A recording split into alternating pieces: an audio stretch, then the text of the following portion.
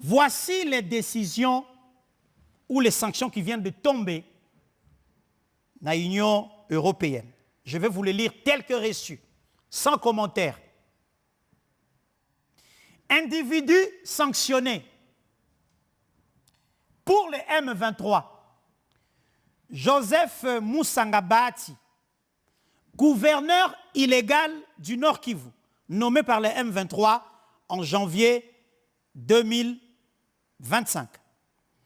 Il est responsable de l'administration parallèle, violant ainsi la souveraineté de la RDC et de la poursuite du conflit armé. 2. Bertrand Bissimois, président du M23. Lui, il est directement impliqué dans l'incitation à la violence, les violations de droits humains et dans l'instabilité en RDC. 3. Jean Bosco Nzabonimpa Mupendi, chef adjoint des finances et de la production du M23, gérant les ressources financières du groupe et impliqué dans l'entraînement de nouveaux combattants. 4. John Imani Nzenze, colonel et chef du renseignement militaire du M23, actif dans la planification et la coordination des opérations du groupe armé. D'autres sanctions au sein de RDF, Force rwandaise.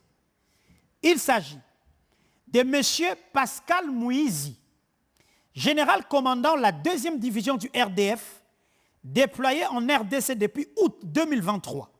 Son rôle est de soutenir les opérations militaires du M23. Toujours dans les forces armées rwandaises, est encore sanctionné par l'Union européenne. Monsieur Eugène Nkubito, qui est-il?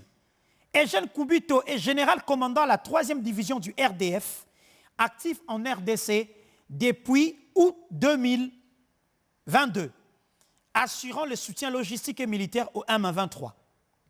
Toujours dans l'armée rwandaise, est encore sanctionné par l'Union européenne. Ruki Karusisi, commandant des forces spéciales du RDF, impliqué dans la coordination des opérations militaires en RDC et le soutien au M23.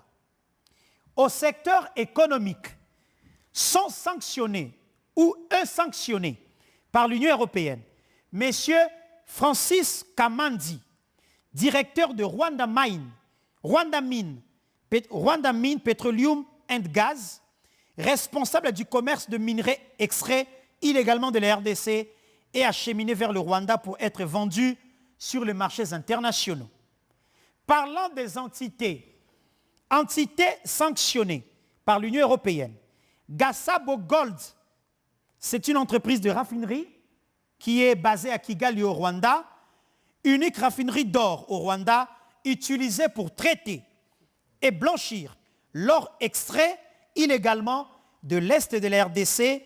Le raffinage de cet or alimente les financements du conflit et profite à l'économie rwandaise au détriment de la RDC.